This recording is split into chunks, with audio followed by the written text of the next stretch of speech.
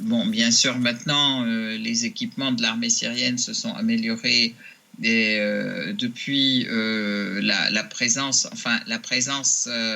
russe, mais aussi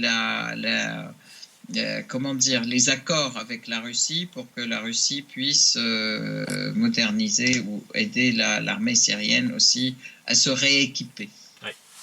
D'ailleurs, Essar, vous parliez des armes, hein, mais Mm. les terroristes essayent encore toujours de faire passer des munitions, hein, en particulier un convoi de véhicules en direction de la Routa de l'Est, hein, Mm. truffé d'armement. Hein. Tout à fait. Alors, je ne sais pas si on en avait parlé aussi dans le dernier CITREP, hein, que en fait, il y a eu en Bulgarie un grand, comment dire, une grande émission qui montrait que de toute façon, c'était tous les 20 jours Oui, si. partait un grand navire portant le drapeau danois qui partait de Bulgarie en direction du Golfe et qui portait 1500 à 2000 tonnes d'armement. Oui, oui, Donc absolument. voilà. Bon, ça et là, on voit qu'il y a effectivement donc une partie de ces armements a été interceptée par l'armée syrienne à Damas, en fait, donc qui était destinée à la route de l'Est. Ah, ah. Un énorme convoi avec des milliers des centaines de tonnes, on peut dire, d'armement et de munitions. Oui. Donc en fait, là, on voit que ça continue, que les pays qui soutiennent le terrorisme continuent à le soutenir et qui continuent à lui fourguer des armes et des munitions pour encore plus tuer et pour encore plus semer la terreur dans les pays qui leur résistent en fait. C'est en Syrie. Tout ce qui est visé en Syrie, c'est en fait l'indépendance de la décision syrienne. C'est aussi le fait que la Syrie se range résolument aux côtés des résistants palestiniens, Oui. que la Syrie refuse résolument aussi de reconnaître le fait de l'occupation israélienne, aussi bien en Palestine qu'en Syrie, puisque Israël occupe le Golan. Oui. Et donc, et une partie qui est une entité qui sont des territoires fondamentalement syriens. Donc voilà, et c'est pour obliger la Syrie à prendre des décisions différentes que toute cette guerre a été menée contre elle. Oui. Voilà.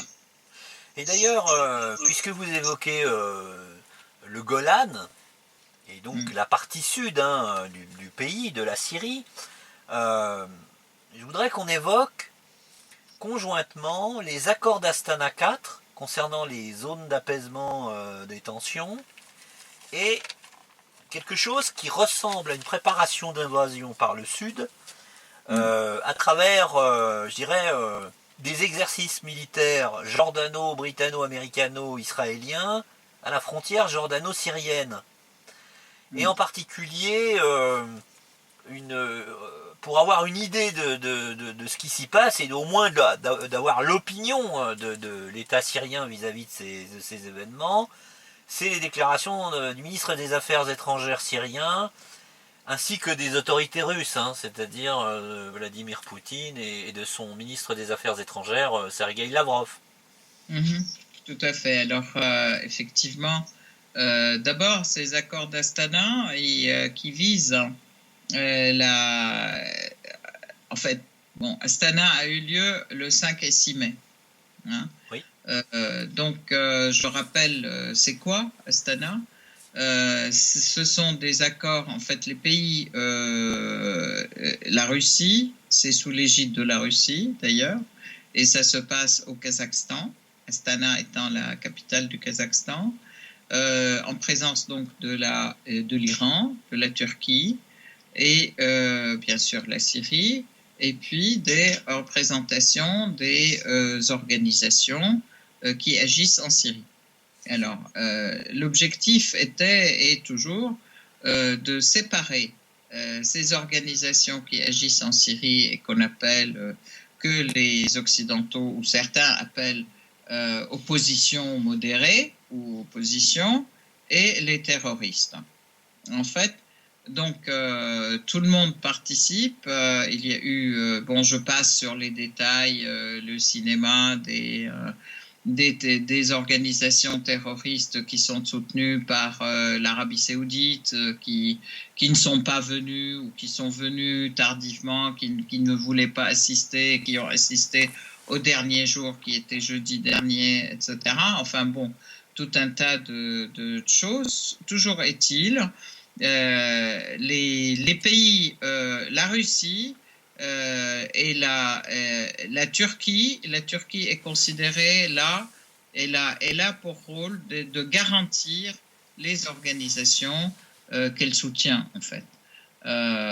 Et puis, bien sûr, la Syrie et l'Iran et la Russie garantissent l'État syrien, et l'État syrien est présent, qui, lui, garantit ses propres décisions, enfin les décisions, l'application des décisions qui sortent d'Astana. D'accord.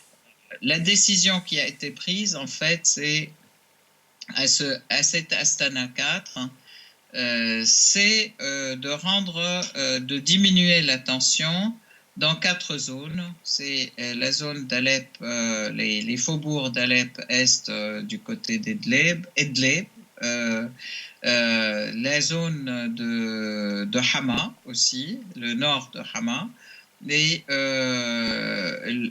Homs, l'est de Homs, et le sud d'Era.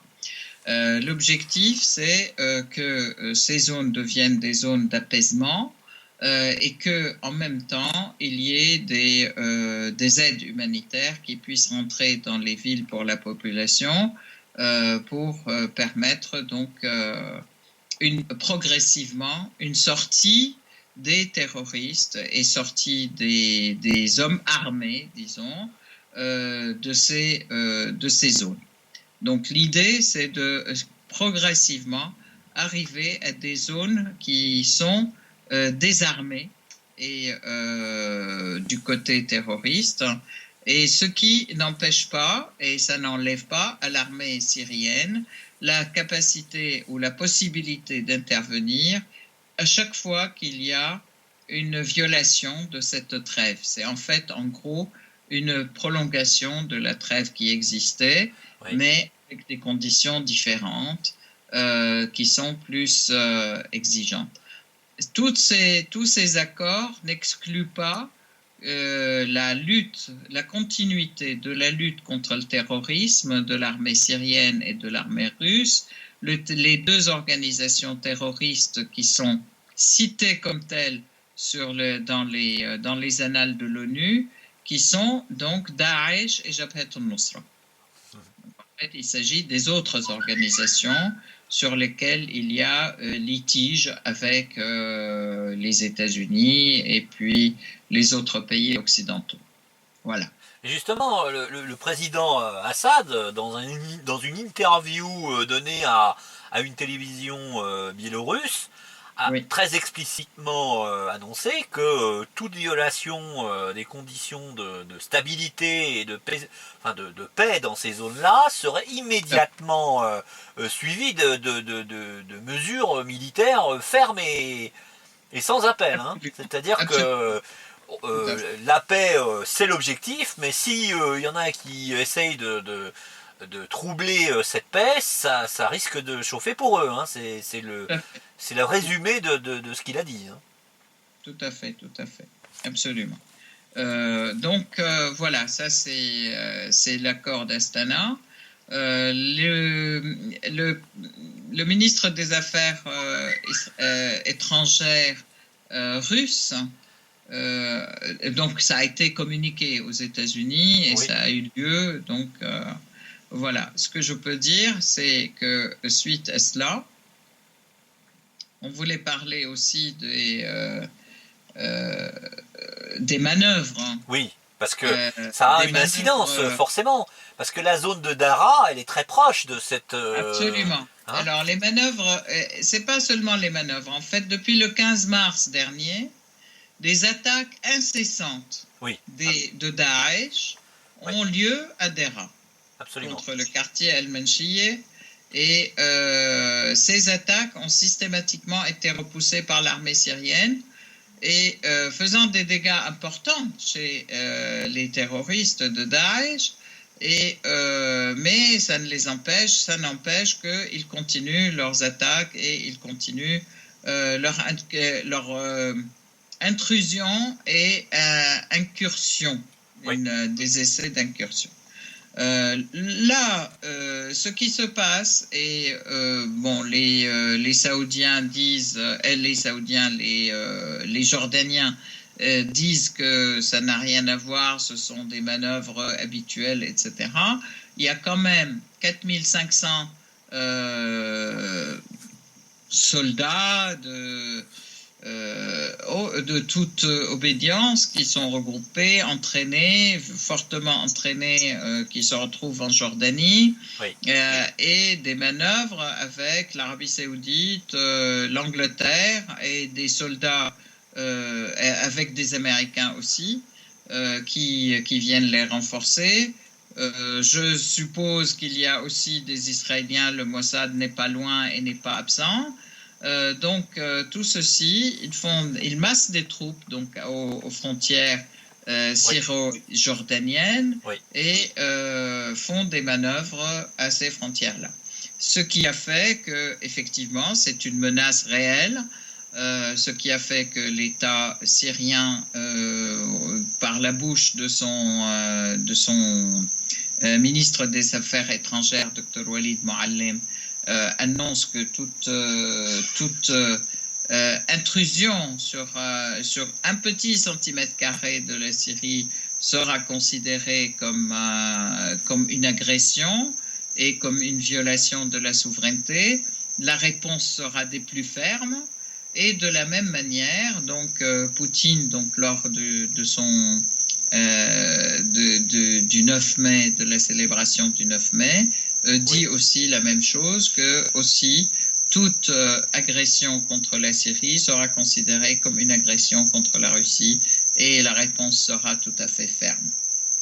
Donc, les positions sont là, elles sont claires, nettes, précises et très, très présentes. Voilà. Donc effectivement, c'est ma crainte personnelle, que soit fomentée une offensive généralisée dans le but d'atteindre Damas pour renverser le gouvernement syrien à partir de ces forces militaires conjointes avec les terroristes. Voilà. Mais je pense que c'est une crainte et la réponse elle est bien là et ils seront bien reçus, quoi. C'est vrai. Reste à savoir si justement cette offensive ne pourrait pas avoir lieu à la suite d'un nouveau false flag à l'arme chimique, comme celui de Ran Sharon, qui avait valu à la Syrie de recevoir à son corps défendant 59 missiles Tomahawk sur la base militaire de Al-Shayrat. Donc il y a effectivement des informations persistantes, des confirmations que les terroristes, avec la chaîne qatari Al Jazeera, auraient tourné des séquences vidéo pour remettre le couvert, excusez-moi l'expression, afin de justifier ou d'apporter sur un plateau la justification d'une agression militaire contre la Syrie par les forces de l'OTAN derrière les terroristes, quoi. Effectivement, Al Jazeera n'a jamais cessé de faire n'a jamais cessé de faire des choses fausses et puis des mises en scène pour des choses qu'ils ont essayé de mettre, ils ont mis sur le tapis et qui ont occupé la scène internationale à plusieurs reprises. Ils n'ont pas cessé de le faire depuis le début de l'agression contre la Syrie, donc depuis mars 2011. Tous ces films et toutes ces vidéos d'Al Jazeera, aussi bien que des casques blancs, que de soi-disant l'armée syrienne libre, etc. Tout ceci a été des choses montées de toutes pièces et fort heureusement, donc nous avons su et pu démontrer jusqu'à présent leur fausseté, on peut dire. Ouais. C'est vrai que, bon. Donc, vient dessus, il y a quand même un changement important, je peux dire, dans la situation internationale. Oui. Le fait qu'il y ait eu une rencontre, enfin, entre Lavrov et Tillerson, d'un côté, et on sait qu'il a même été reçu à Washington par Trump lui-même. Oui. J'ai insisté des deux côtés sur la nécessité de collaboration différente, disons gagnant-gagnant, de la Russie avec les États-Unis. Bon, tout ceci peut vouloir dire qu'aujourd'hui, il y a peut-être une ligne directe entre les deux qui pourrait éviter les interférences d'interprétation et pas seulement de fausses interprétations, mais aussi de fausses informations. Oui. Puisque de toute façon, aujourd'hui, Trump a aussi limogé le directeur de du FBI, oui. Du FBI, James Comey. On peut penser aussi que James Comey donnait à Trump ou à la direction des États-Unis des informations fausses pour réconforter le courant des néoconservateurs. Oui. Et pour aller dans le sens de leur ligne qui est de mener la guerre et de faire une guerre contre la Russie, mais contre aussi le reste du monde à tout prix. Absolument. Donc, pour moi, ce sont des indices. Je trouve que c'est positif aussi que Lavrov ait pu rencontrer Trump de manière directe, et qu'il y ait eu des déclarations tout à fait similaires des deux côtés. Il n'y a pas eu de couac entre la déclaration à la presse de Lavrov et celle de Trump. Elles étaient toutes les deux assez synchrones dans le contenu, qui est de coopérer pour améliorer les relations et faire des relations gagnant-gagnant entre la Russie et les États-Unis, ça c'est un. Oui. Et deux, c'est aussi de coopérer pour trouver une solution à l'ensemble des crises au Moyen-Orient. Donc là aussi, c'est quelque chose qui est important, qui est nouveau peut-être, et bon, sans nécessairement attendre grand-chose ou des grandes solutions, on peut dire qu'en soi, c'est positif qu'il y ait ce type de relations.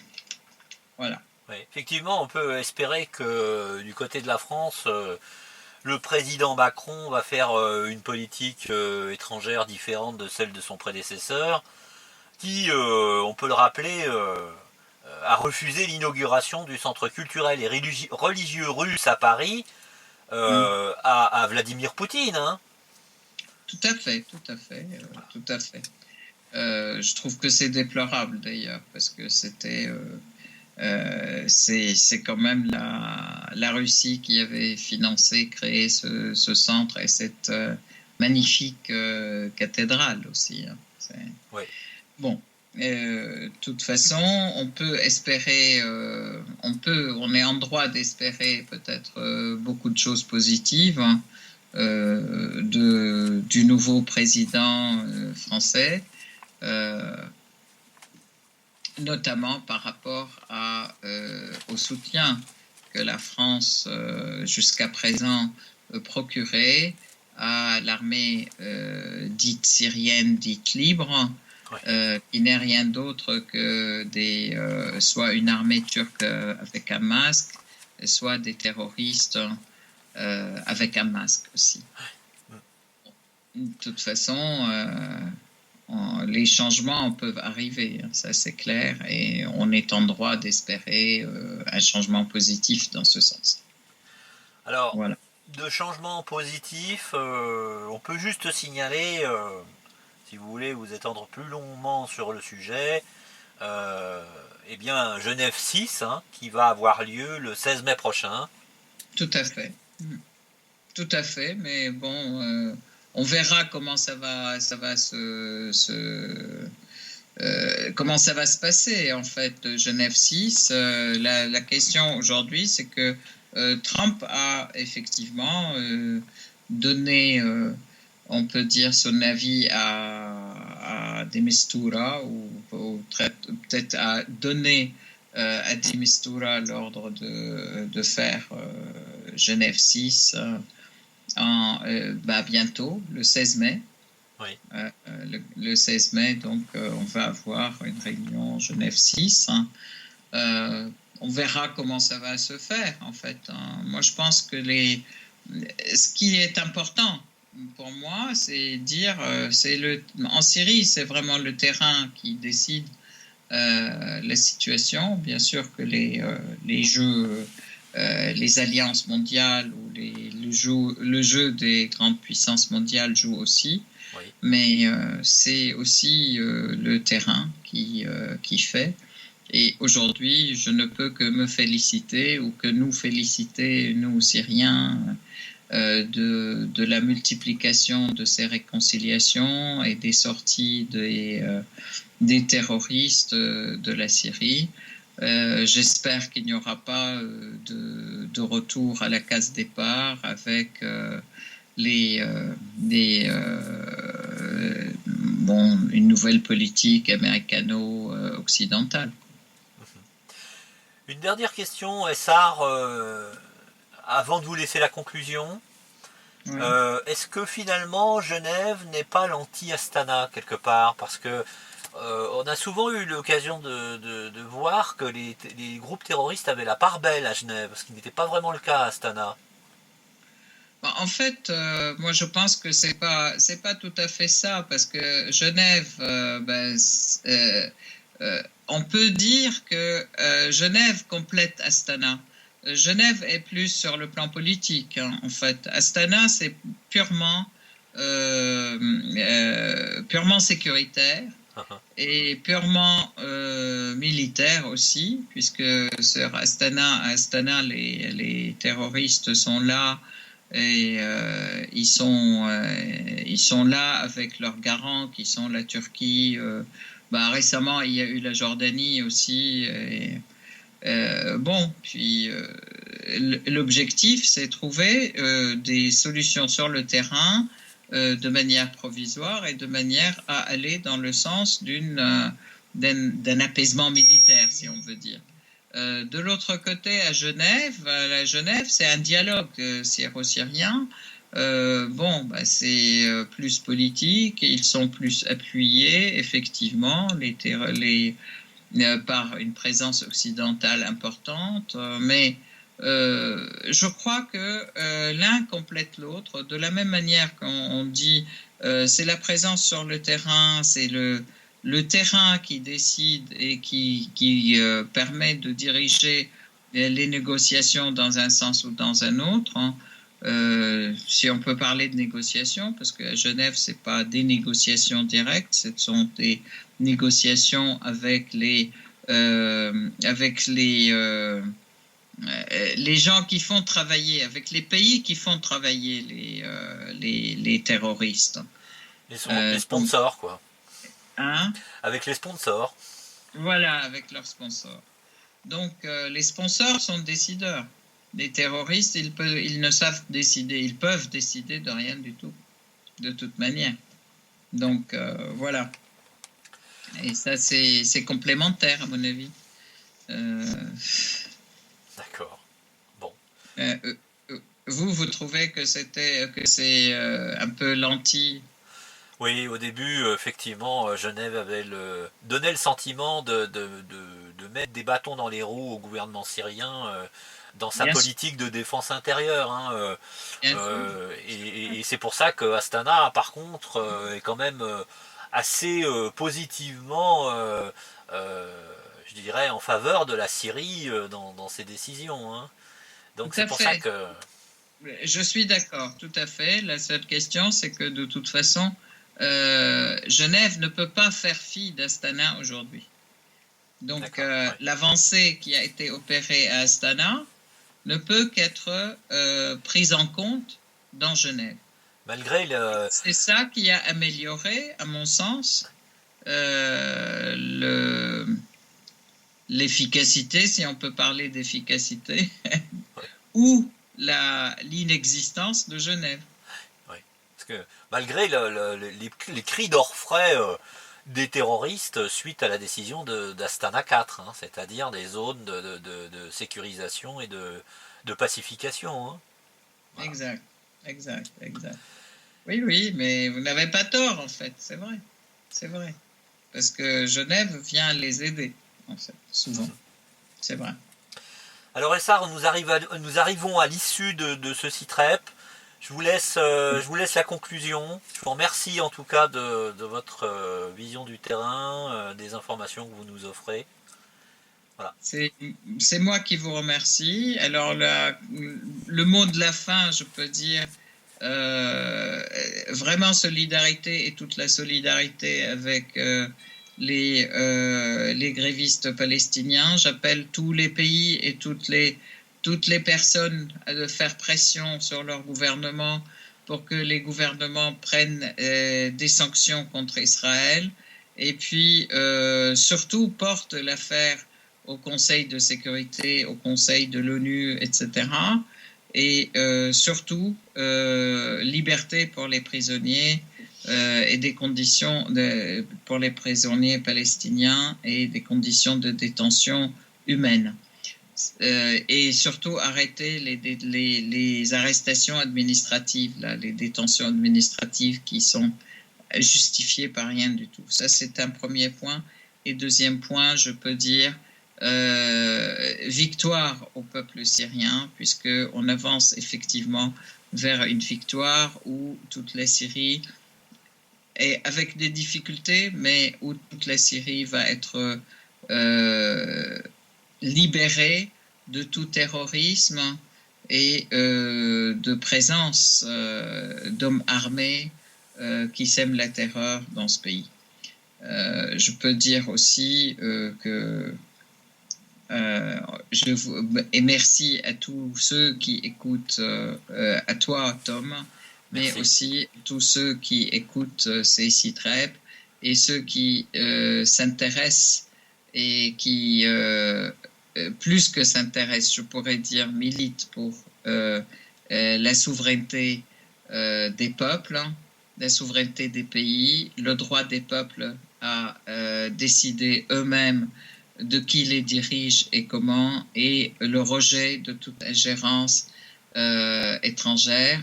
Donc à toutes ces personnes, je vous dis salut et je vous dis aussi soyons actifs, ne laissons pas ces tendances d'ingérence, ces tendances à l'ingérence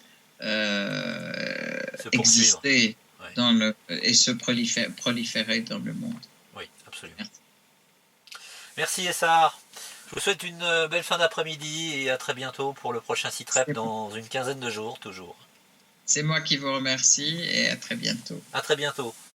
Merci Essar. Au revoir.